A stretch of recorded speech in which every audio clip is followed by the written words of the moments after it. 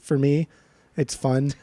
80s just we were born in the 80s too. 80s just sucked for everything, the world, and the 80s just to be erased from existence except for us, because then we couldn't do the pod.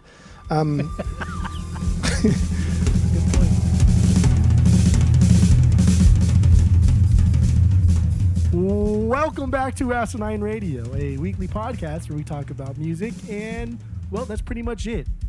So let's go.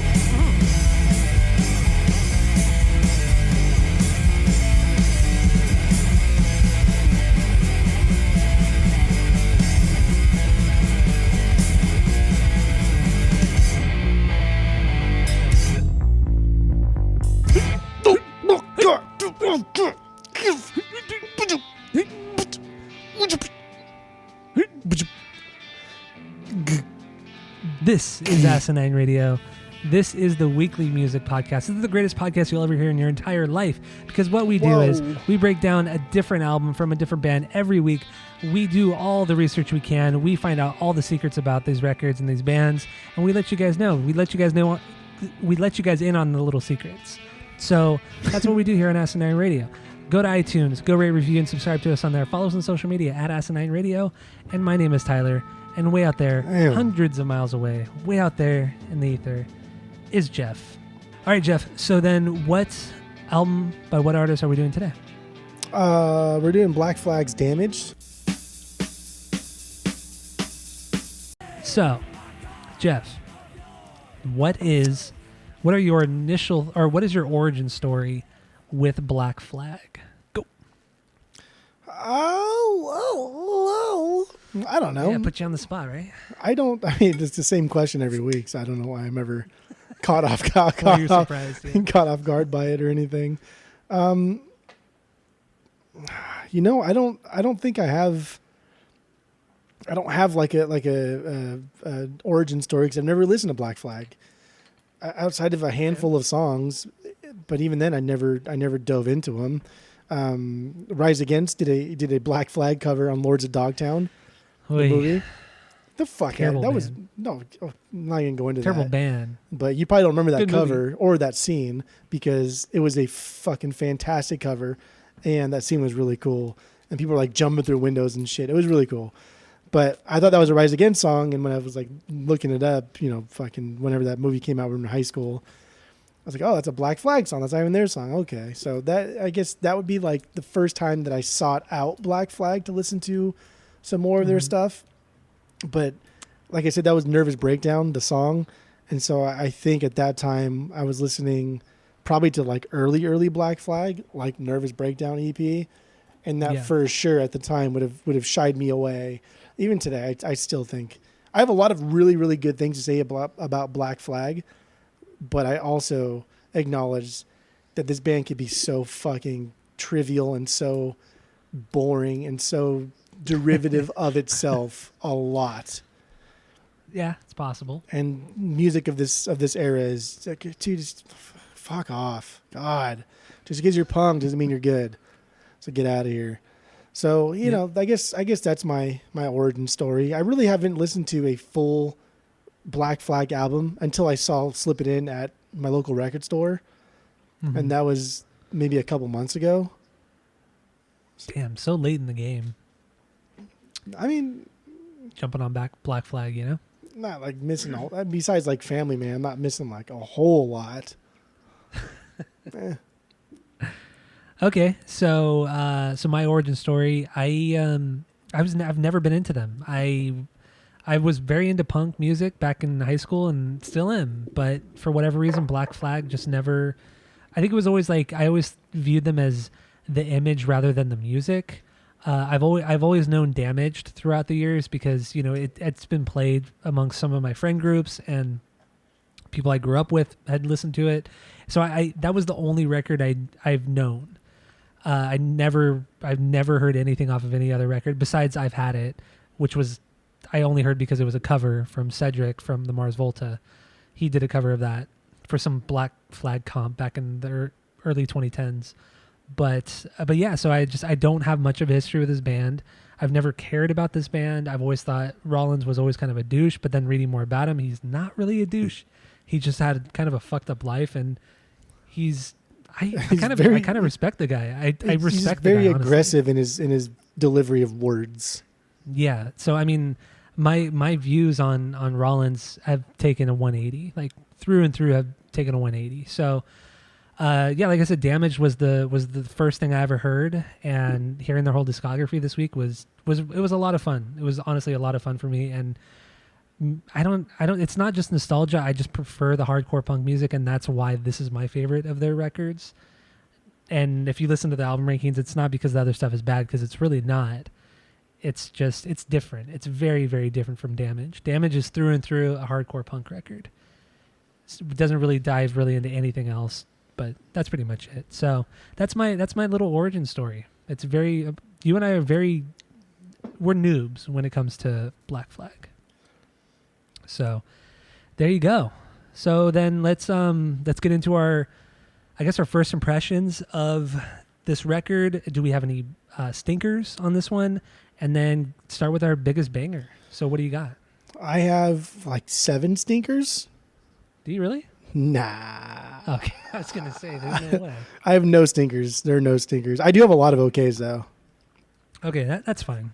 That's fine. But I don't have any stinkers. I'm just scrolling down there. Yeah, I have no stinkers either. I don't think there's any bad song on this record. There's some songs. There's no okay songs. Every song is good, but some songs are really great.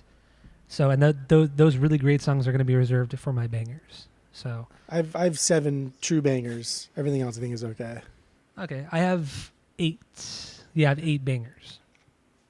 8 bangers for me. The rest are really good songs. I agree. Like even some of the songs that I don't like, I wouldn't change them. I wouldn't skip them. But they're like, fuck, man. Some of these songs are identical, and it irritates me. But yeah, I can see that. I don't want to like completely shit in this band. So let's do my biggest banger, right? What do you got? A 6-pack, baby. That's my biggest banger.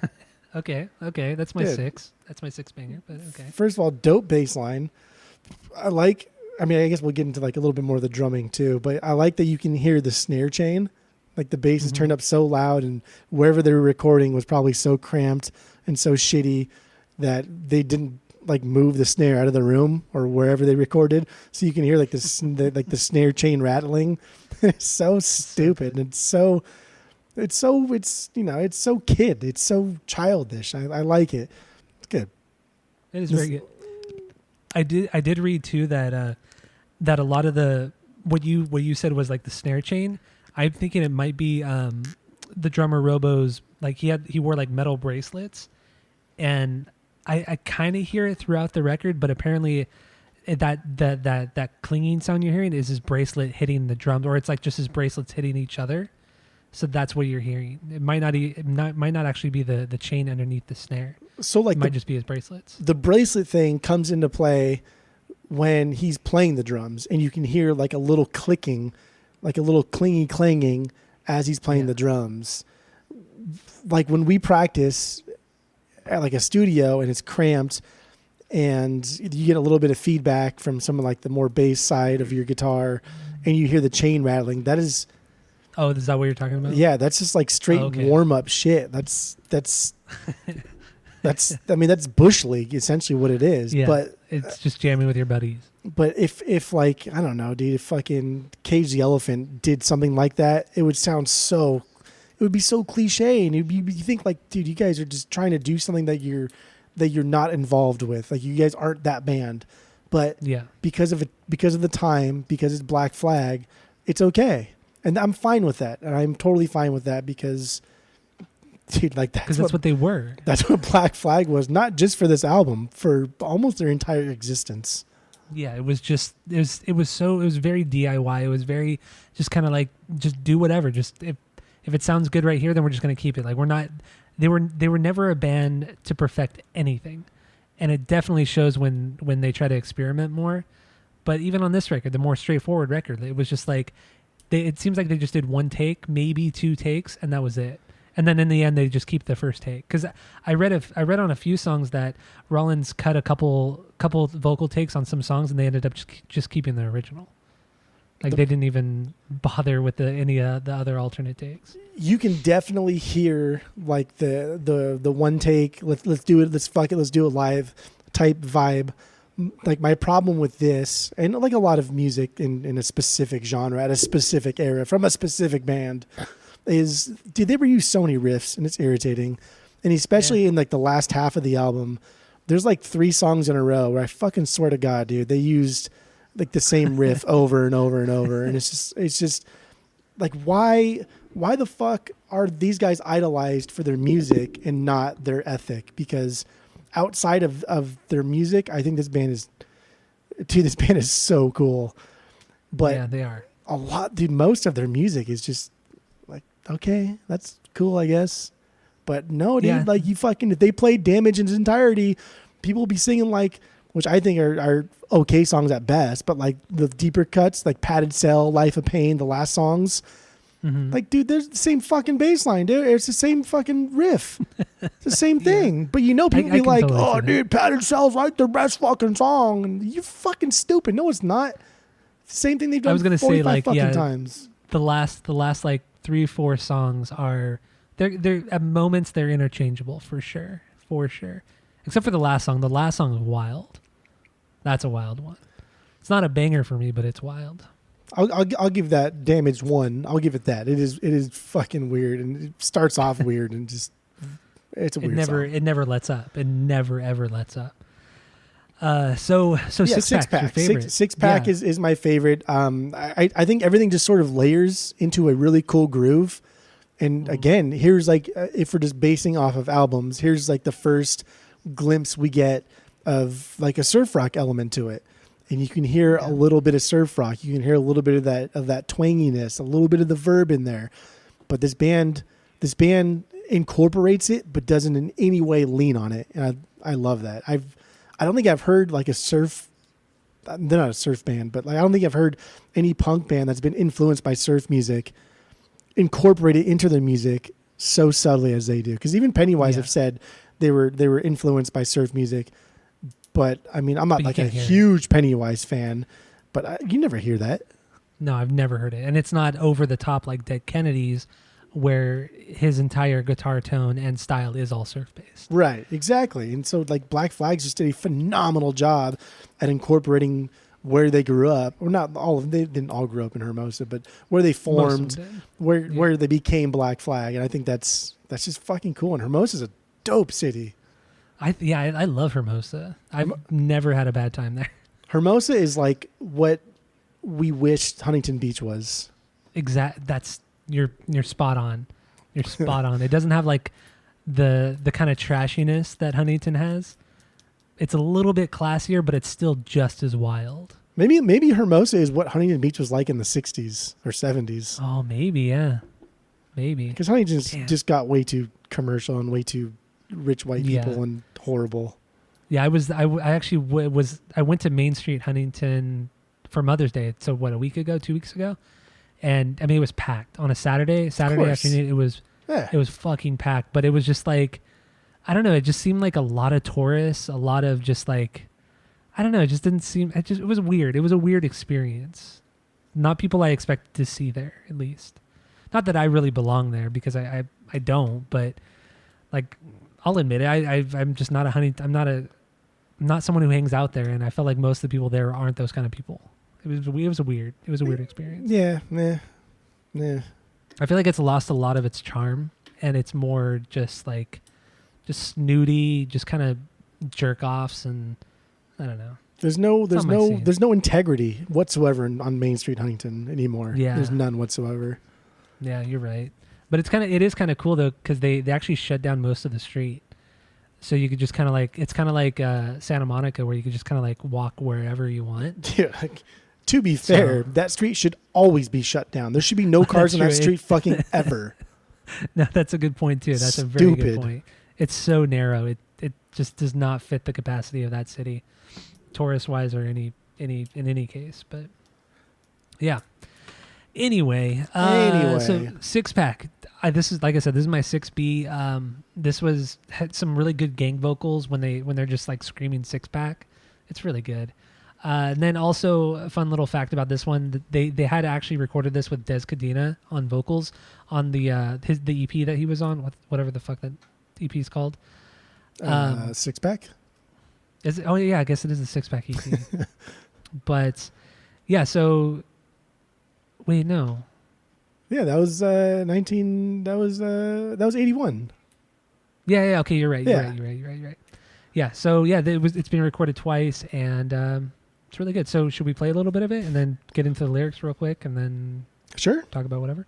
Do it. Okay, Let's so do that. here's 6-pack from the Black Flags.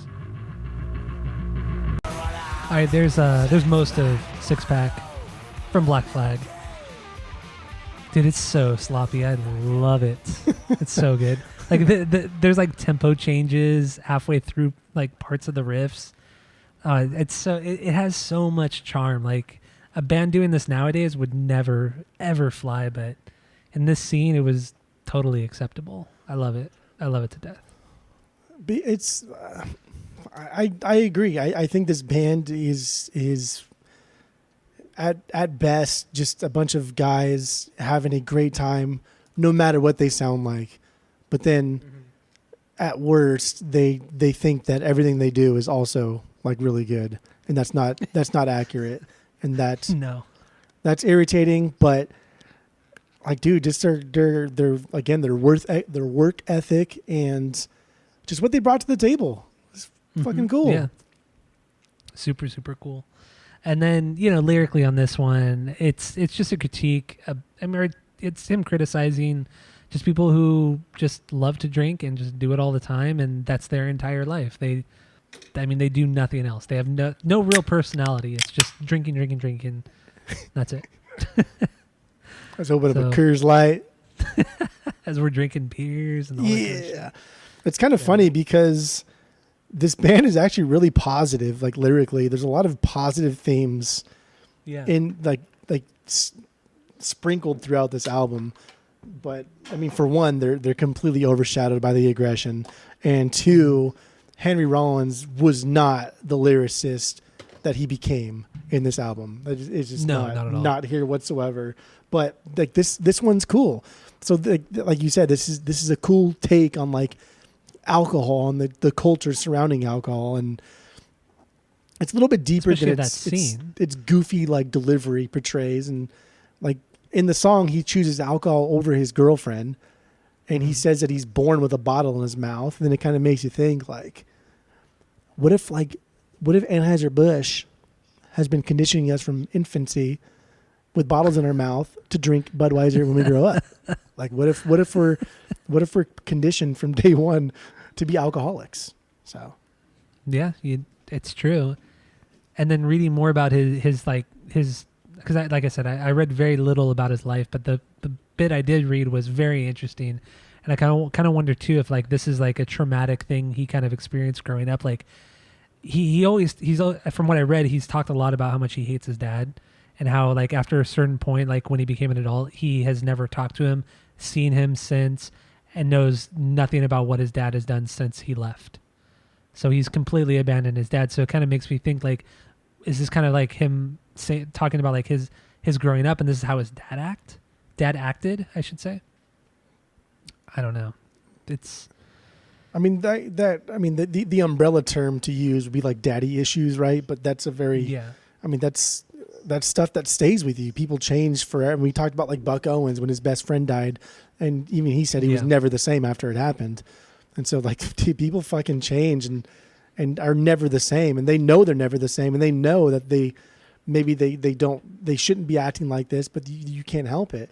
But then also like Keith Morris too. Wasn't Keith Morris like wildly out of control as opposed to everybody else in the band? And so that's another thing too that was interesting, is to see a band go from, I mean, they weren't all these guys aren't straight edge either. Like I don't want to paint the picture like these guys are straight edge. No, they weren't. And that's kind of like the annoying thing too. Like at least in like a more modern sense, like when we were growing up, I remember a lot of people, like straight edge people that we hung out with or we grew up with, they always loved Black Flag, and I just always assumed that they were a straight edge band. Really, that's what I thought. That's what I thought until like more recently, and then I realized, well, Rollins has never been opposed to drug use or alcohol use, but he doesn't use it. And then reading more about Greg Ginn, the guy was like a total fucking pothead. Yeah, he did it all the time. Still is. Yeah, and not only like psychedelics too, not just weed, but psychedelics too. So like they're not a straight edge band, but I was always like led to believe that they were because a lot of straight edge people I knew were very into Black Flag, or they were like their favorite band. So I always assumed they were part of that scene, but they're not at all. It's crazy. For one, that shows you that the people who thought Black Flag were straight edge really listened to Black Flag, right? Because there's that too. Yeah. If you really listen to Black Flag, you would think this band could quite possibly be straight edge because most, if not all, of these songs are about like addiction, not just addiction to alcohol or drugs, but like technology to the world being too easy on us. Like this just it's pretty impressive how deep and woke this was for being so early on and for being so gritty. But straight edge music has always been very aggressive, especially in the early 80s. The straight edge movement and that scene was very aggressive. So that's another reason why I thought that, because Black Flag are an aggressive band. So I just always lumped them in with that. So I was wrong. I've been wrong for years. No, it's not like your fault. I mean, like the dude from fucking Minor Threat, right? I don't know what his name is, but like that guy is the founder of straight edge or wait, not Ian MacKaye, right? Yeah. Wait, was he a Minor Threat too? I thought he was just in Fugazi. No, he was. If we're talking about the same guy, he for sure was Minor Threat. Oh no, it's Ian MacKaye, yeah, because he was in Fugazi as well. Well, I guess Fugazi was after Minor Threat then. Right? Look at that! See, the guy's everywhere. Then the guy, whatever for whatever that's. Wait, wasn't he in Fugazi? Wait, dude, I'm like, I don't know if he was in Fugazi. I know for sure. Now I hear his name. He's the guy from Minor Threat. Oh yeah, he was also in Fugazi. Yeah. That's what I thought. Because okay. What a cool dude! Like, be the front man of two huge bands. That's cool. But there, Ian MacKaye is a guy that I've never really cared to listen to his music because he's everywhere. Like you watch any documentary, Ian MacKaye's on it. Like people always cite him as being like a huge influence. They always cite Fugazi, Minor Threat as huge influences, but I just never. I don't know. I was like, okay, he's probably good, but I don't. It just never was enough to interest me. He was just a guy like I figured he was more of an image than anything else. And that's how I felt about Black Flag. But so who knows? Minor Threat could be the greatest band ever. To make music. And same with Fugazi. That's no like discredit to not listening to Minor Threat. Like, dude, we can't listen to fucking every single fucking band. This is not. It's not possible. It's not going to happen. We're just not going to do it. But like we both know who he is, and we both know that he is influential not only in like the punk scene, but like the straight edge scene, the DIY scene. He was highly influential, like in the 70s, in the 80s. So he has done a lot of things. So we know who he is. Maybe not listened to a lot of Fugazi or Minor Threat, but I don't know, whatever. But yeah, you're right. Like straight edge people like those people, straight edge has always seemed very aggressive. Like, you do drugs, bro? I'm gonna fuck you up. Like that type of aggression, like. Yeah, and just reading about the scene back in the early '80s, everybody talks about how just really dangerous it was. Like not only just like severe beatings, but killings and rapes, and it was just.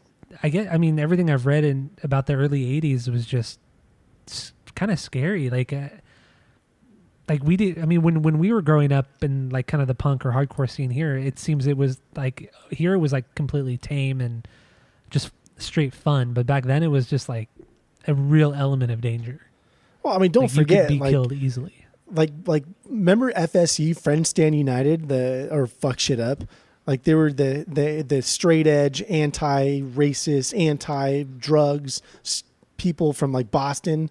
And they would go around, dude. They would go around. Like the FBI even like classified them as a street gang, and their main leader was eventually prisoned. But they used to go around to drug dealers and like beat the shit out of them, take their money, take their drugs, like destroy the drugs, and then like donate the money. And then like the FBI cracked down, the police cracked down, but like they would go to like these horrible areas in Boston and like fucking beat the shit out of drug dealers standing on the street corner and take all their shit. Oh shit! No, I did not. I did not know that. But they were all straight. God, dude, one of the guys like did like a doc on it too, or like did like a paper or something on it. I can't remember his name. But dude, they're called Friends Stand United. They were in like the late '80s, and the guy even had a band. What fucking band was he in? I don't remember what the fuck band he was. He had a band. Interesting. I'm trying to look it up right now, real quick, but there's too much written about it, so I don't know. Yeah, I don't know what band it is. Whatever it was, but that correlates back to straight edge people being hyper aggressive. Yeah, which is what a scene. Which is funny because I mean, like the whole point of being straight edge is to, I think is to promote like a healthier lifestyle. Yeah, that's what it was. But like that's what I've always known it as. Beating people up is not a healthy form of communication. Yeah, in most to prove your circumstances. point. Yeah. Yeah, beating the shit out of people to prove your point is not. It's kind of you're missing the point. That I don't know. Were we talking about Six Pack? We were talking about Six Pack. So do we have anything else on this one? No, that's it. What's your 1B? What do you got? Rise Above. We're gonna rise above. Rise above. That's my 2B. First song, opener. I mean, you can't help but sing along to it. It's so simple. It's so catchy. Dude, I love it. And then the beginning, like within the first 10 seconds, they fuck up so bad, but they just keep going. Like it's such a no band in their right mind would do that. Would keep that amount of just fucking up in their record and then have it be their biggest song. It's pretty crazy. It's pretty damn crazy. This is like the quintessential poster child for let's just repeat something catchy throughout the whole song and it'll be a banger. Yeah. And this is the perfect example of that. And maybe the best example of that. The first example of that, maybe. I don't know. Yeah, of this scene especially. They were trendsetters. They were revolutionaries within the scene. And I mean, imagine seeing them play this song in 1981. I can't imagine how wild that show must have been. Like the crowd and just everybody jumping around and like, I don't know, just screaming "Rise Above" with Rollins must have just been an unreal experience. It's so cool. It's so weird to me that like the amount of violence that has like followed this band, and I get like Rollins is a very aggressive looking person. And then when he started working out, he got really buff, and that's also very aggressive, right? Like a lot of hardcore. But he had like a reason for doing that. A lot of people get really buff and they look very aggressive. So I get it, but like in their early years, like a lot of the fights, a lot of like the beer throwing, a lot of like the knife pulling, I just don't understand. And this is just we're victims of our time, I guess. We just didn't grow up in this area and this scene. I just don't understand like why people would shit on a band that they like so much and not want them to succeed. But that's the whole punk ethic, the whole punk ethos, or the whole punk ethos. Yeah, that's what it's all about. Like if one band does anything different, it's just you have to hate them. And you've seen it with bands that we love, Green Day, AFI. Like you deviate just the slightest off the path. Like you're fucking done. That's it. That's all. And I mean, like fighting is one thing. Like fighting is I don't want to say fine, but fighting you can take. I mean, a form of fighting is essentially moshing and slam dancing and hardcore throwing your fucking feet up in the air. That's kind of like a form of fighting. You are out there trying to hurt people because it's funny. Who cares? I don't know, whatever. But like some of the things that happened to these guys while they were on stage, like people pulling knives on them while they're on stage, people like throwing broken beer bottles, trying to cut them while they are on stage, people pulling guns. It's just like, what the fuck is wrong with these people? And then it's like the guys in Black Flag, not that they ever did whatsoever, but you think like where's security? Why are the police not involved? And I think the Black Flags and the police never had like a good history, so that's understandable. But I don't know, maybe it's just, dude, it's so weird to think about now because of all like the lawsuits that could potentially happen from this and all the liability and the insurance claims. I just can't. Like, it stresses me out thinking that life was like this. But when you think about it too, these bands, especially Black Flag, they were so DIY that they were doing everything themselves. Like they were promoting their own shows. They were going to clubs saying, let us play here, but we'll take care of everything else essentially. So that the club owner would just say, okay, I'll take all the money and not do anything. And then they would sell out a show, and then, shit would happen, but then they wouldn't hire security. So I feel like that was that actually was one reason why Henry Rollins bulked up. That's why he started weightlifting and got super into that, so he could protect himself, because he was literally being attacked on stage. Every fucking show, people were trying to fight his ass, and then he beat the shit out of him because he was so fucking ripped. He was so big that but he had to do it, otherwise he wouldn't survive. His band wouldn't survive had he not defended himself, had he not bulked up, had he not beaten the shit out of other people. It becomes like this weird, he gained that reputation because he had to. He had to do it, otherwise he would have never made it. He would have got his ass fucking whooped had he not defended himself and not been this angry dude. But then it becomes this circle that you can't break. He gets attacked, so he bulks up. He bulks up, which makes people think that he wants to fight him. So then they fight him, and he gets attacked, and so he bulks up, and it's just this circle that it just goes on forever. And I don't have the answer, and it's over with, so we don't need an answer. But I don't know, man. It's just this scene is fucking bizarre, and it was honestly the best way to go about it. It really was, because I don't know. It's the best way to deal with the shit stirs at the punk shows back in the day. You had to defend yourself. You had to defend your band. But these guys formed a band because they wanted to play shows, and they wanted to be big. They wanted to make some money. They wanted to do stuff. They wanted to make it big, and you can tell because when they never, like Black Flag never even got big until well after they were not even a band. And so true. You can tell that it was frustrating for them because of the lineup changes, because of the sound changes, because of different things that they did. They wanted to be big. That they wanted to make money doing this.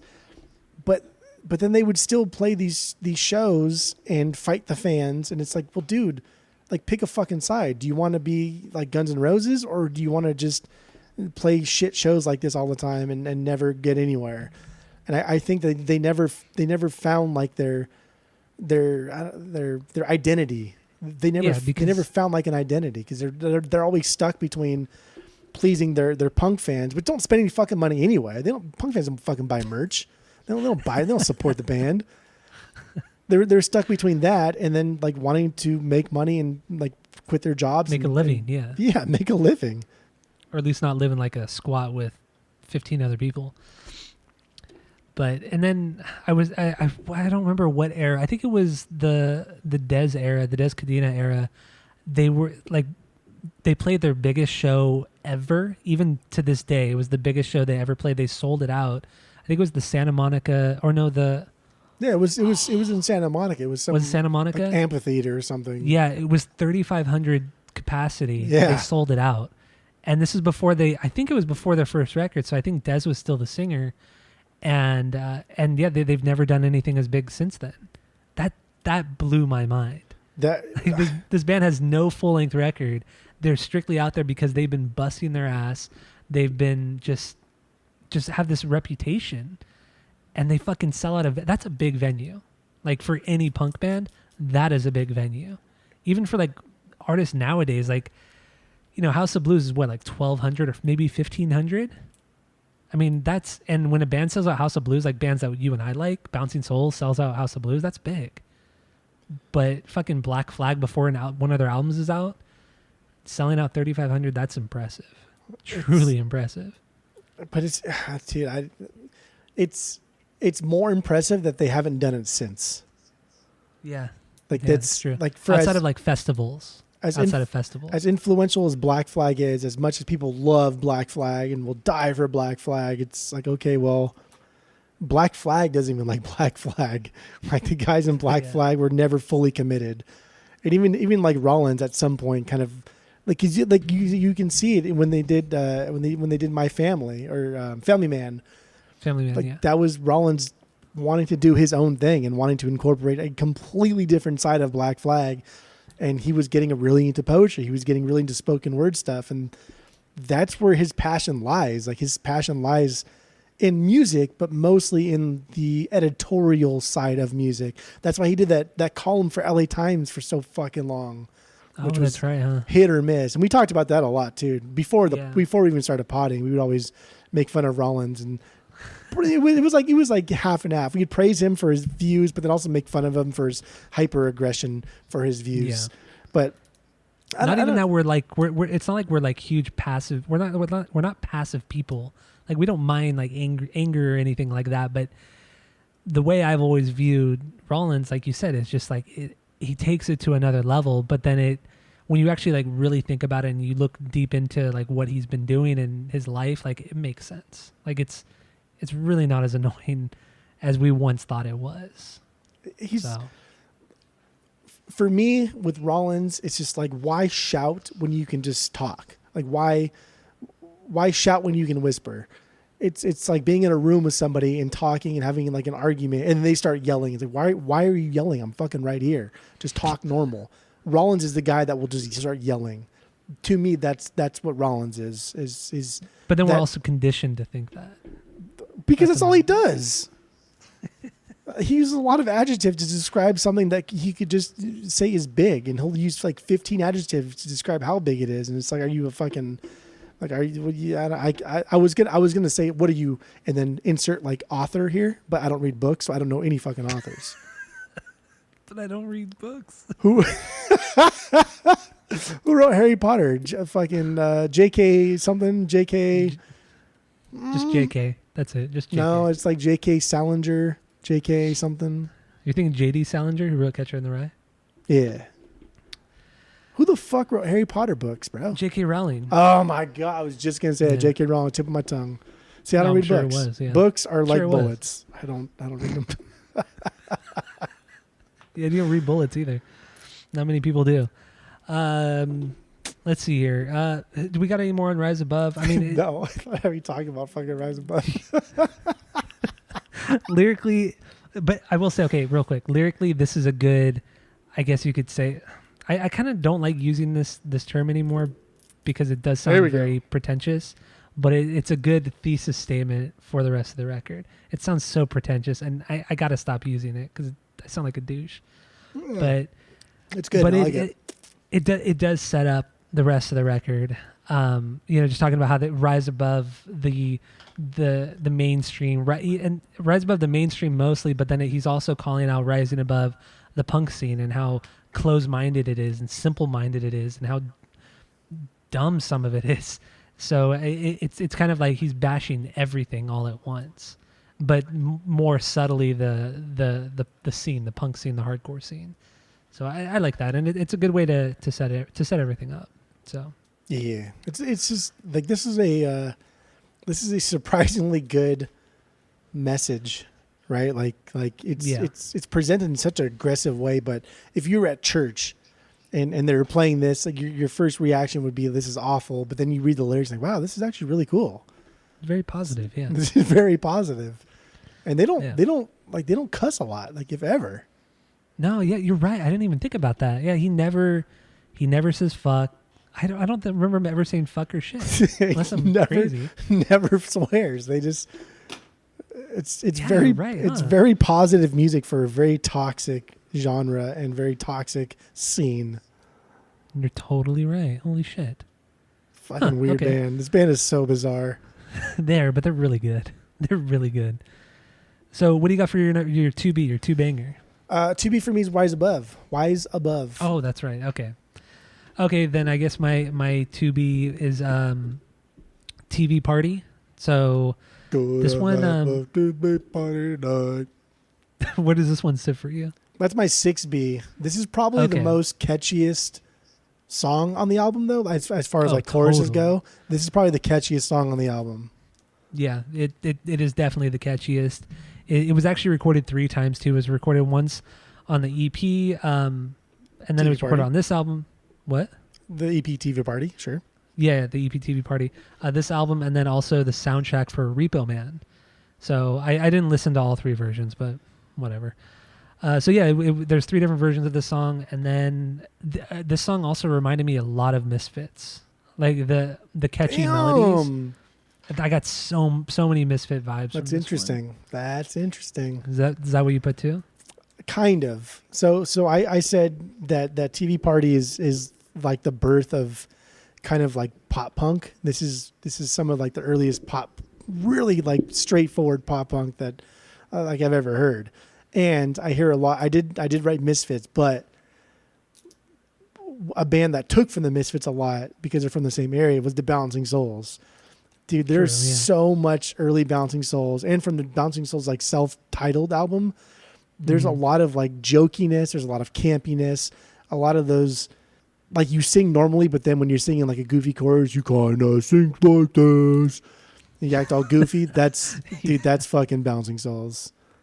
That's very, very true. But Bouncing Souls they're from Jersey, and so are the Misfits. So like the Bouncing Souls, I've always cited Misfits as a huge inspiration to them. Oh yeah, I mean you can totally hear it in Bouncing Souls. But then this band does not come from that area. I mean, Rollins is the closest that comes to that area, but this song was written before that. So, and I don't know if I really made the connection between the Misfits because not only just the melody, but because of the song TV Casualty from the Misfits. Like, and I like the message of those two songs are very, very similar. So I think that was another thing that drew me to that comparison. But it's really good. So I'm going to play a little bit of TV Party, and then we'll get into the lyrics and some other little fun facts about it. So here we go. TV Party, Black Flag. There it is, TV Party from Black Flag. I almost said the Bouncing Souls. You see, it's a Bouncing Souls song. Bouncing Souls fucking rewrote this. After you planted that seed, like that was all I was thinking about was the Bouncing Souls. Damn. Okay, that's good. That's really good. That's good. Okay, so what else we got on this one? Lyric wise, what do you got? This is a song about how we are slaves to TV, and it's funny. It's funny because Rollins is still alive, and True. Like holy shit, are we not slaves to technology now than we've ever been? And he does a lot of spoken word stuff, and I even heard like 10% of it, but he's still angry about it. He still thinks we're a bunch of cucks, and I don't know, it's kind of funny. Yeah, I'm with you on the lyrics. It's just about people. He's criticizing people watching who their whole personality is just going home, getting home from work, watching TV, just sloning out, and then just having no original thoughts, no real personalities. Like it kind of goes along with the Six Pack song. They're very much the same with his criticisms. You know how people are they get so transfixed on like one or two things, and that is their entire personality, their entire life. You can't have a normal conversation with them without talking about TV or beer. And so it's a good take on society of the time, and especially like you said, more so nowadays than ever. It's almost like a bridge between like what, because coming from like the 80s, what Rollins thinks is like the outdated nuclear family, and then like transitioning into what technology can become. Because like we are way too attached to technology, but you know, like also technology does make things better, so it's not all bad.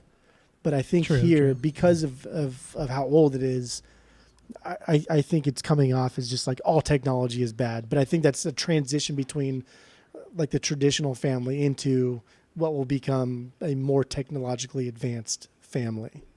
Yeah, it's true. It's true. So it's a little outdated, but because it's so general, it still works. Yeah, you can still relate it to everything that's going on nowadays, or really any time. But except for the 1500s, because there's no TV back then. There's that too. There was the plague though, and the Crusades, but you know, the Inquisition. That's a good song. That's a good movie. That's a great movie. I haven't watched that movie in probably almost 10 years. Really? Oh, Yeah. that's so good. I love it. I love that movie. Let's begin the Inquisition. Look out, son. Dude, Mel Brooks is the best. I love Mel Brooks. That's a good one.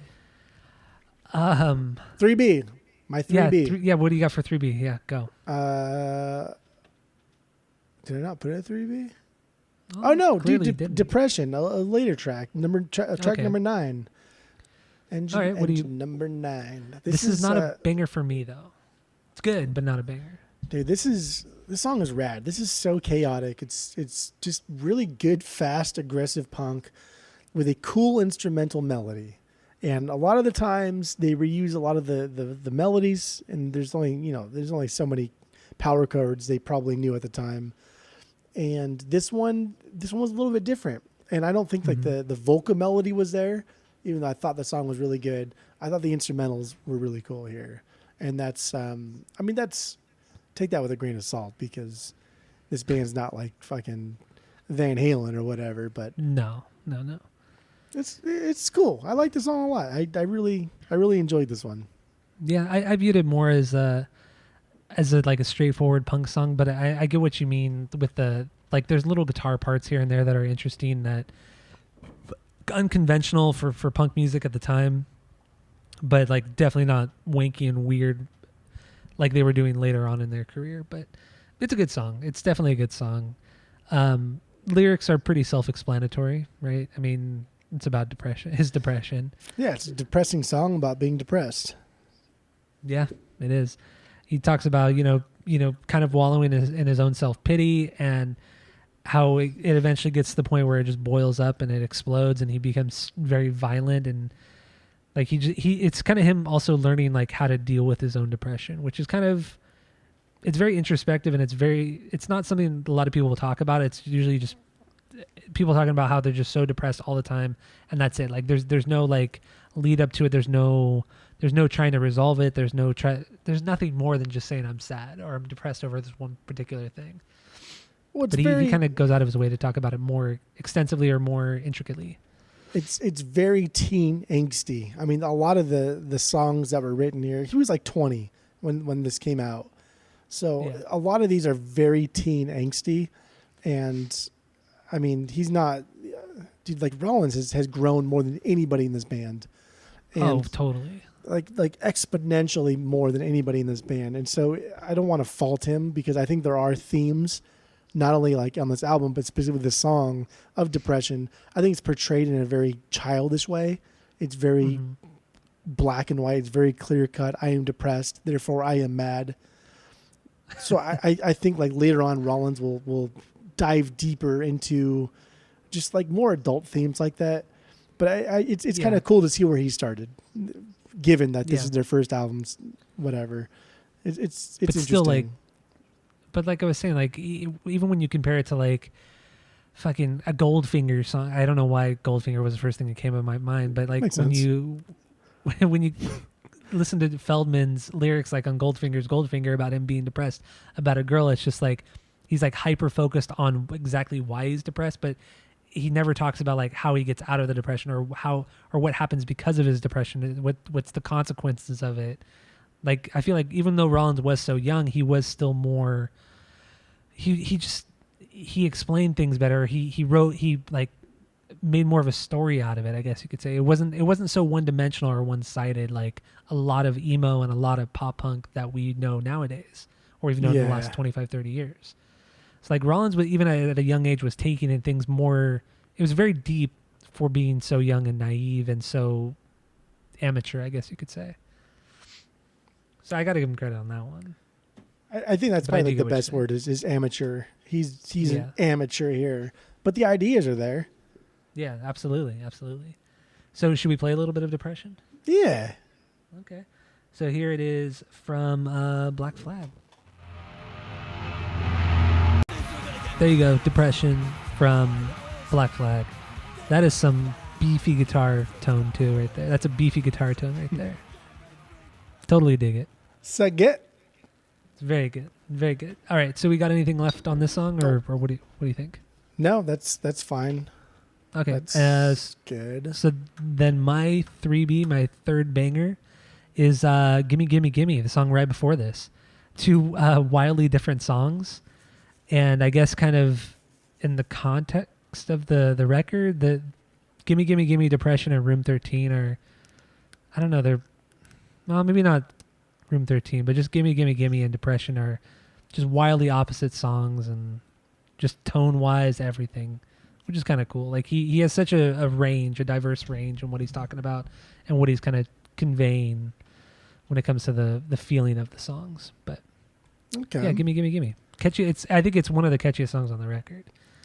I mean, it's the drums don't have that typical punk beat. It's kind of like that Motown thing that he does, and I don't know. It's a very good song. That very short bridge. So that intro drum beat, that has to be because these guys are Ramones fans. Like they started this band because they thought they could do it just like the Ramones did. But that drum beat is straight up like Teenage Lobotomy. Like that is the fucking drum beat. And like Me First and the Gimme Gimmes did that same drum beat also on Sloop John B from Ruin Johnny's Bar Mitzvah. So yeah. maybe that's like that. It's already starting off very catchy, very upbeat, it's already captivating you because you've heard it before. Mm-hmm. So that's cool. I dig that. I do too. And like I said, that bridge is, I love it. Just the drums, bass, and vocals right there. It's so punk. It's so punk of that era, I guess you could say. It's very cheesy, but Dude, the repetition of "Gimme Gimme Gimme," gimme gimme Yeah. gimme, give me some more. oh man, what a fun song to see live. I'm sure would have been so good. But yeah, so that's my number 3. I guess do you want to play it real quick? Yeah, And that's then we'll fine. Jump into Play lyrics, or do you want to do lyrics first? What do you want to do? Okay, so I guess we'll do the lyrics first because I like how he did something here. I thought it was a little bit. I wrote okay. Oh, okay. There you go. There you go. You ever seen Bruce There you go. Almighty? When Yes, I Steve have. Carell was talking, he's like, that was a I funny do part. remember that. Yeah. I like how he uses the word "for" twice. He says, "Don't ask what for," and then he Oh, and then counts one, into the 1, 2, but it's not like 1, 2, 3, 4. It's very like slow, but the song's fast and the song's heavy and aggressive. But I like that he says, "Don't ask what's for." And this is 1, 2, 3, 4. So he's not like rhyming the fours, but he's kind of like using the fours together. It's again, it's like planting the seeds of like a little bit of complexity that will be Henry Rollins. Like this is the beginning of it, and just that little snippet is just like a ray of sun peeking through the clouds is what it is. I can see that. Okay, that's good. That's good. Good stuff. So what I got lyrically, it's just him commenting on the corporatization of America and just how people have just been taken over by consumerism, and it's just the want for more and more of just stuff, toys, anything. This is like the beginning of like real product placement on TV and in movies, and commercials were just like crazy, weird, and just odd in the 80s. So it's his viewpoint, his criticism of all that stuff, and how people need to like get back to more of a like caring for each other and not just material objects and things. So that's what I got on this one. Yeah, pretty much the same with me. Yeah. Okay, so here's "Gimme Gimme Gimme" from Black Flag. Give us more. There it is, "Gimme Gimme Gimme" from Black Flag. Dude, those transitions just don't make any fucking sense. It's so bad. It's so bad, but I love it. This band is so cool. I feel like his 1, 2, 3, 4 should be faster. Like he 1, 2, 3, 4. Like they should be faster to help kick it up, but he purposely doesn't do that. I know he keeps in time with that intro or that bridge, but then everybody else like speeds up. It's like he wants to like keep everything at the same tempo, but the band's like, fuck it, we'll just go faster. It's so good. It's so good. Bad but good. I love it. Yeah, bad Love but that good. one. Bad but good. So what do you got for your number 4? No More. That was No More? No more. They're Oh, 12. okay, The that's my 9B. 12 track. This is cool. This Okay. is so this is written by Chuck, the bassist, Yes, one of And- the 2 songs, right? and it makes sense because there's a bass intro, and it's Yes. just like a straight up bass intro. This one I like this one a lot because it's weird, and it's so fucking dumb in how it builds up. It's so stupid, and then it goes into this really fucking cool drum part, which doesn't like fit at all with the album whatsoever. And then it eventually bleeds into another punk song, but like nothing about it like fits with this album. No, nothing at all. It just makes no sense whatsoever. But It's I so love it. abrupt, that change too. Yeah, It's a bad good. It's a bad good. yeah. It's a But- bad. It's a bad good. It's bad. That's my 4B. I think the other song on here that he wrote, that Chuck wrote, also started out with bass. I think so too. Let's see. For what song? I'm trying to think what song it is, but anyway, yeah, I thought that was kind of funny. Both of them start out with bass. No other song, but so yeah, that let's happens see a what- lot. It does, but it's like very obvious on this one. And I'm everything else you said about it, I'm totally with. But lyrically, what I get on this song is that it's just him hating his life because he's just stuck in a monotonous, shitty 9-to-5 job, and it's just an endless cycle of shit. That's what this one is. Yeah, he's feeling frustrated because he's essentially a slave to the system. He's living paycheck to paycheck, and he's hoping that there's more to it. But like, what's he really gonna do? It's how a lot of people feel, especially nowadays. But so should we play a little bit of No More? I feel like we're blowing through these songs now. We're going through these. No, fast. I mean, we haven't even talked about like anything else that they've done outside of the music. But yeah. so like I I mean, do what do you want to do? So I do want to say that Greg Ginn, his brother, Greg Ginn's brother, is what his name is. I forgot what his name Forgot is. to.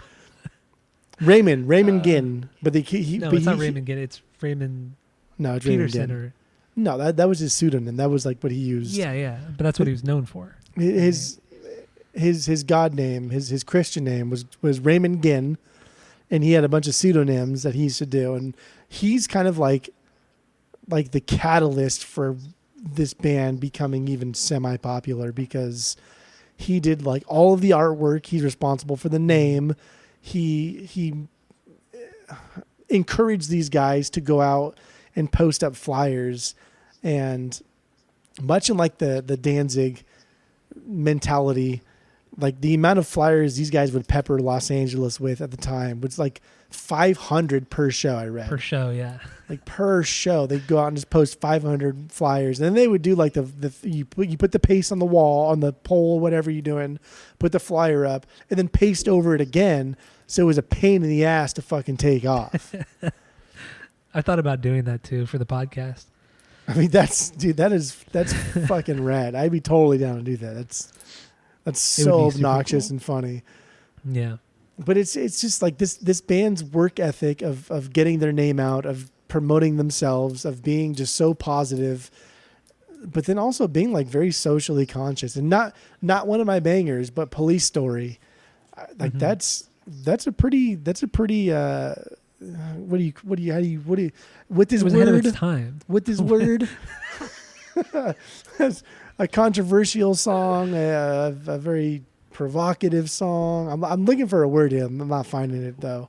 I guess it was like the precursor to gangster rap, because a lot of No, people have said that this is the original version of Fuck the Police, but more, I guess, subdued or less violent, I guess you could say. Well, the cover art for the single, if they did a single, but like the Raymond Ginn did some cover, and he drew a picture of a gun in a police officer's mouth with a person's hand on the trigger, with a finger on the trigger, and it was in the police officer's mouth. So like this band is not shy in any way of fucking the police. The difference obviously being this is more fuck the police because they won't let me party, as opposed to like NWA saying fuck the police because they're fucking with me because I'm black.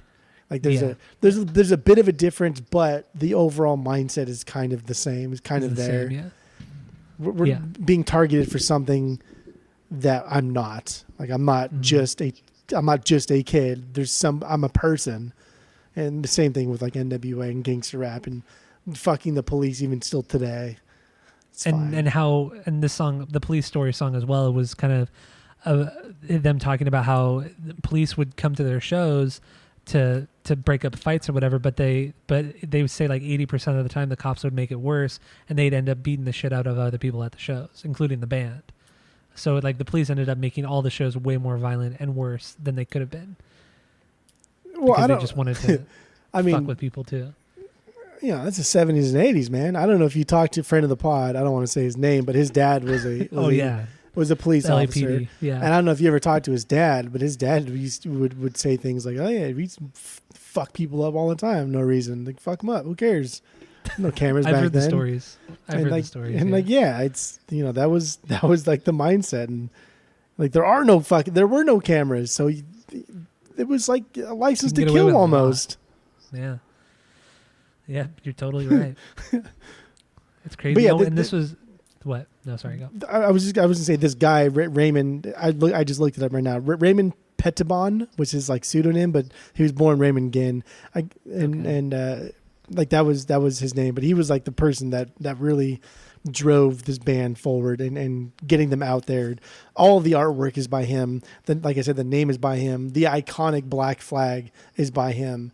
Everything this band stood for is because of this dude. And I think He was the that's one. Cool. He was also the one who encouraged them to go out and start spray painting the logo everywhere, all over LA, and that's what they did. And then eventually, LAPD and other police jurisdictions they like made Black Flag like a gang, like gang organization, I guess you could say, because of all the vandalism and the inciting violence and all that kind of stuff. So they got in some trouble just for that, just for spray painting their logo everywhere.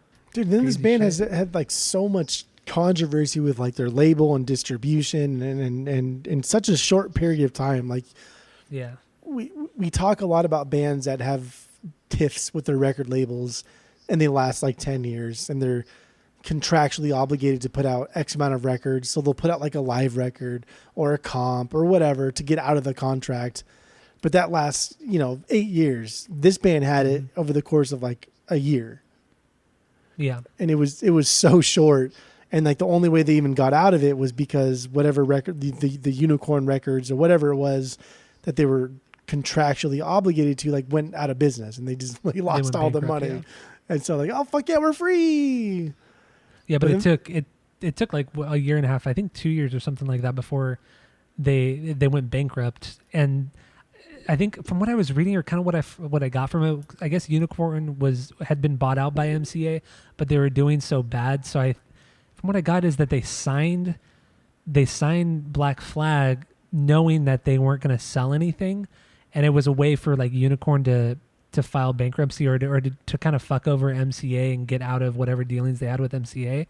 And then eventually like this album Damage was shelved. There was I guess there were 20,000 copies pressed and ready to be sold, but everything was being held up at the factory. And then it seems like there's a lot of shady business going on with the signing of the band to this label and all of that shit. Oh, for sure. Super weird. I think you're like right. Cause I was reading that too. And I think they knew that if they distributed this, MCA would lose money.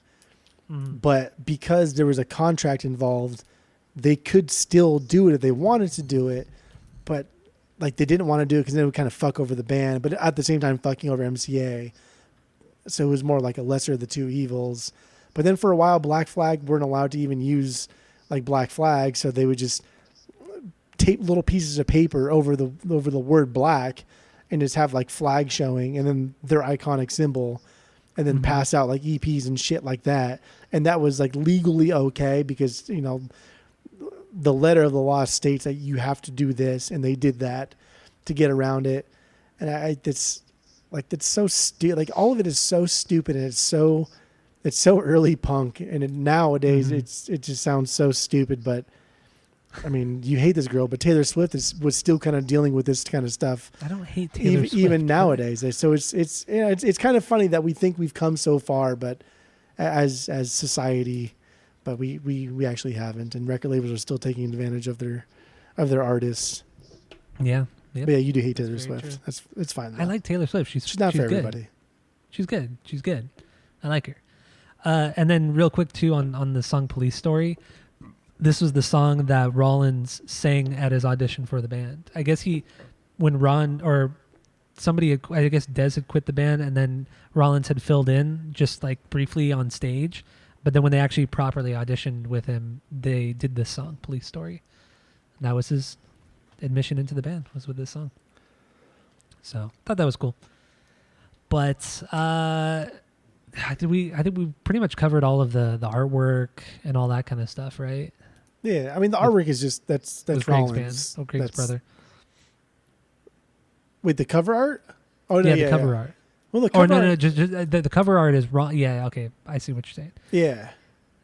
So pretty much all the art outside of this cover art was done by Greg's brother, but the cover art for Damaged was done by I think I wrote his name down. His name was Ed Culver. So it's just a picture. If you've never seen it, it's a picture of a broken mirror, and then Henry Rollins is in the mirror with his fist on it, but he didn't actually punch it. They broke it with a hammer. Yeah. They put ink and like coffee on his fist to make it look like just it was blood caused from the punch, but yeah, it was red ink and coffee. So that was kind of lame. But this is actually like my least favorite. I like the cartoony aspect of the cover arts, and I mean. Too. I don't dislike this cover. I think it's like a perfect representation of the album. But if you were following the band prior to this, and if you follow them a little bit more closely, like this is not a good cover. It's not in bad. The context it's just, in the context of their all their other covers, right? This is one of the worst. But the worst being the What the record cover that Ron Reyes created. You like that one? I mean, it's a little goofy. It's okay. It's goofy, but it's kind of dumb. And then reading like how the fan reaction to it, people just have just. Here we go. Yeah, I was actually when we first started collecting. I was at Radiation Records out here in Fullerton, and they primarily focus on punk and like obscure metal. And I was talking to them about Black Flag, and I was just telling them like I don't know much. I mean, I'm into punk, but I've never been into Black Flag. And then they're like, oh, yeah, have you ever seen this cover? And it was the cover for What the... And they were just ripping it. They were like, if you look at it, it just looks like they printed it off of like some shitty printer from like back then and then just made that the album cover. It's all pixelated. And then sure enough, like it really is. It's super pixelated and just fucked. But that's like that's the point of the album, right? Is to recapture their original sound, their original themes, but elevate it a little bit, but still keep it, classic. Yeah. But these guys, they're kind of purists, and they hated it. They think the record's all. I remember them talking about like, yeah, the record's okay, but it's just not like. Then they would like rattle off whatever songs or other Black Flag records. I don't remember, but yeah, they hated that album cover. I remember, and they were just talking shit on, especially the current era with Mike Vallely too on vocals. Of cucks. People hate that version of Black Flag. I also thought, because Valley joined in like 2013 around that area, I thought the last album was him on vocals. I thought before I listened to it, I thought he did one album in studio. I thought that was going to be him on vocals. I didn't know that wasn't him. Yeah, I really didn't even think about it until right before I listened. I just looked up real quick who sang on it, thinking it might have been Rollins, but no, it was Reyes. But yeah, This band is super interesting, and I really want to get more into like the documentaries and just honestly just Henry Rollins. I think he's a really interesting person, very interesting, and I'm like I wouldn't say I'm obsessed, but I'm really gonna dive deep more into his stuff, just everything about him. He did like a bunch of poetry stuff too, like I think it was either like 2004 or like 2014, like a I don't know. He released like a bunch of like a four disc set or compilation or whatever it was for his like poetry and I don't know. Interesting. I don't know. I'll look into it. I'll see what it is, and maybe I'll become a poetry man now. Who knows? I will say, like, I don't read a lot of books, but I have read like a lot of, I don't know, like poetry. How sophisticated of you. It's, I don't know, it's weird. I do, even like even if I don't understand it, I still like enjoying it. Like even like Shakespeare stuff, I don't understand like fucking a lot of the stuff that he writes. Like The Merchant of Venice, I have it on vinyl and I listen to it, and I don't really. I listened no to it idea twice. what's going on. It's fucking 4 discs, dude, and like it's long, but I enjoy it. I enjoy the pacing. Like I have a lot of spoken word stuff, and honestly, Walt Whitman was the person that got me into it. That was, what was that fucking store called over in Tustin? It was on, I think it was on Tustin. Mr. Bookman, was it called Bookman? Bookman's? Bookman. Yeah, that place. I love that bookstore. Yeah, dude, that place. Yeah. I bought a lot of like poetry from that guy. I mean, I don't know if it's Mr. Bookman, if that's even his name, if he's even owned by a guy named Mr. Bookman. But he sold me like a lot of poetry, and the first one that I got was a Walt Whitman because it was like my first semester in college or something, and I took like, I think it was like history of rock, and I was looking for something else, and he's like, well, if you like, I think it may have been Bob Dylan too. I was looking for some memoir or something, and he's like, well, if you like this, you should check this out, and he gave me like fucking Walt Whitman did, and that was, I don't know, dude. Leaves of Grass, I think is fucking phenomenal. It should be like a staple in anybody's poetry collection. I think you're so not that at all. You even talking about this is so weird. I don't like books, but I love poetry. Even that's weird. Maybe that's why I like Jim Morrison so much, because he writes a lot of poems that are really stupid sometimes, much like Rollins, dude. Guy. But well, again, maybe you'll look at BD and JM in different eyes now that you're a lyric man, that you're a poet man. Definitely not Bob Dylan. But Henry Rollins, yeah, I'm all in. I'm all in with Rollins. So, do we have anything else to say about this record? What do you want to do? I want to know what you want to do. I don't think I really have anything else like super important, bruh. Okay. But I would definitely be down to do another Black Flag record down the road. I think that would be cool. Because I do want to get more into his lyrics. I think like Family Man is the only other one. Yeah, that's what I was thinking. Because otherwise we're rehashing what we're just talking about now. I mean, there is so much more to talk about. We could totally talk about Rollins more, but I think what we should do at some point is do a Rollins band record or do something. You know, maybe one of his spoken word records. That would be unheard of for us to do a spoken word record. Oh man, but it could be cool. Well, we almost did one with the Bob Dylan stuff. That's the closest we ever got to a strictly spoken word. I don't get Bob Dylan, man. I don't get it. I tried. You might, dude. You might. Maybe one day. You might. Okay. So let's wrap it up. What are your final thoughts on this record? And then we have a 3-point rating system where 3 is a perfect album, 2 is a good album. You're going to continue to listen to it. 1 is a bad album, but give it a shot. And 0 is trash fire. So what do you got, Jeff? You usually go, and then I talk, but that's fine. Go. Wait, that's all right. So this album is exactly what I thought it was going to be. Like fucking exactly what I thought it was going to be. I thought it was going to be hardcore punk of this era. I thought it was going to be half like phenomenal and half just repetitive. The same song over and over. Like, dude, I knew this was going to be like this, but I thought this was going to be the best of their entire discography. I thought this was going to be the best thing they've done. And I thought I was going to think most of their stuff sounds like this. So on the one hand, I was not surprised, but on the other hand, I was fucking surprised because Family Man really surprised me, and that was just, I mean, that's one of the coolest albums I've heard in a long time. That was cool. I might even give that album like a perfect 3, but you do Black Flag. I think like their ethic, I think I think it's silly not to think that they didn't want to make it big, that they didn't want to be Van Halen, that they didn't want to play huge venues and make a bunch of money. I think that's silly to think. I don't think anybody that starts a band and starts playing a lot of shows, dude, they played like 180 shows a fucking year. I think when you're playing 180 shows a year, you want to make a living. And true. I think like it's a little disingenuous to categorize Black Flag as like the quintessential hardcore punk DIY, because that's poor people talk, man. That's fucking poor people talk.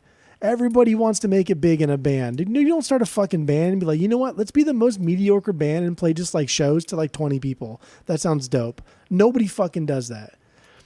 And so like Black Flag has been put on this pedestal as like the greatest fucking DIY hardcore punk band of all time. That wasn't by choice. That was just because of the era that they were in. And now, you know, retrospectively, yeah. We look back and we're like, holy shit, they were so ahead of their time. But they didn't know that. They thought they were going to make it big. And they never did. And it pissed them off. And that's why they kicked out so many fucking people. And that's why there's so many problems. That's why there's so much fighting within the band. It's because they weren't making money. And they didn't make money. And they're probably still not making a ton of money.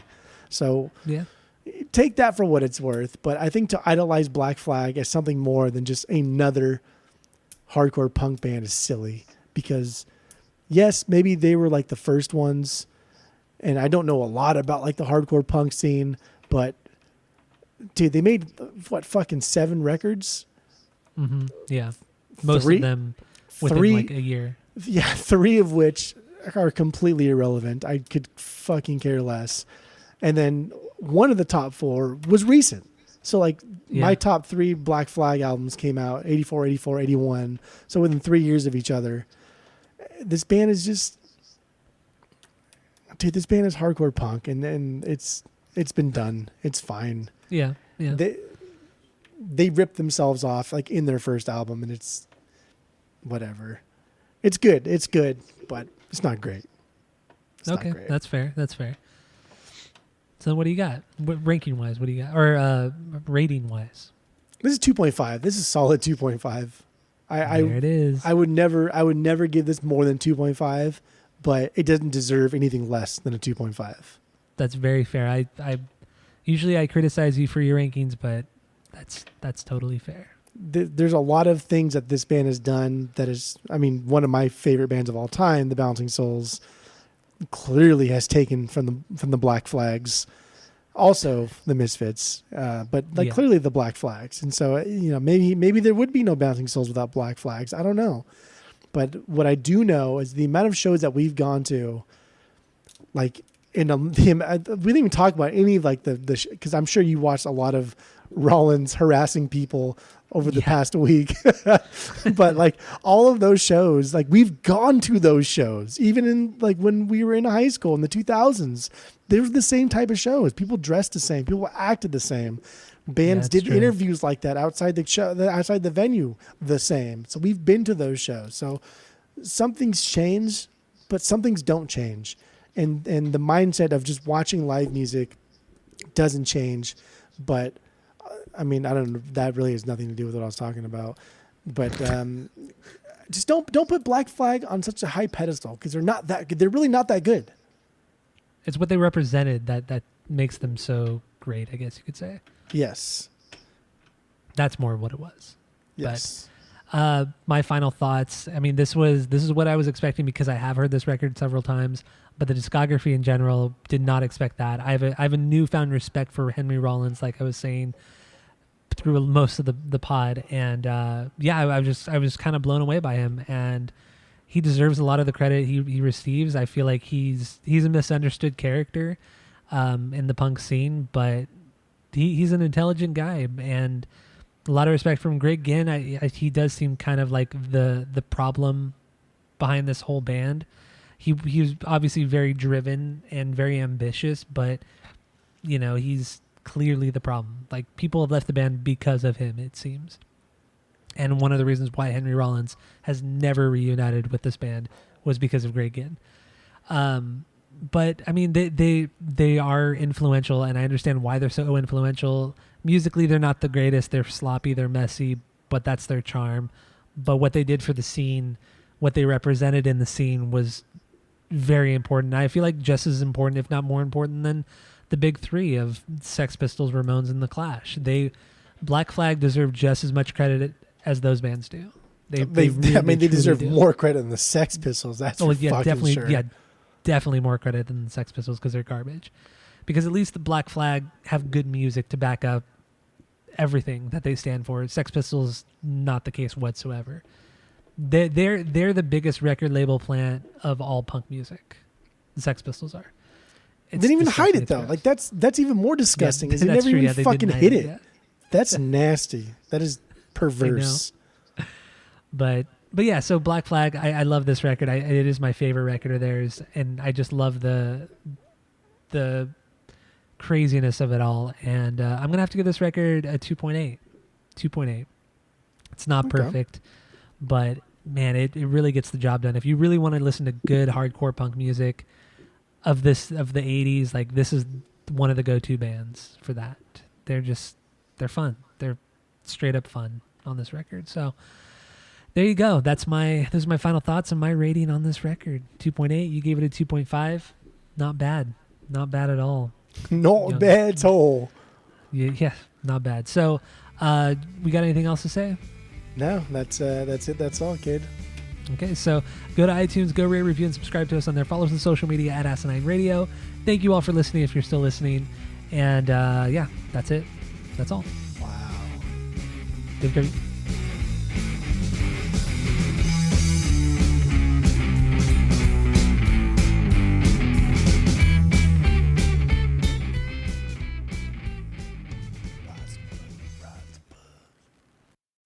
For me, it's fun. 80s just we were born in the 80s too. 80s just sucked for everything, the world, and the 80s just to be erased from existence except for us, because then we couldn't do the pod. That's a good point. But yeah, it's like pee. Yeah, you could definitely see through it. Yeah, it does look like pee. I should put it next to my my Vandals record, Live Fast Diarrhea, so you got pee and poop. But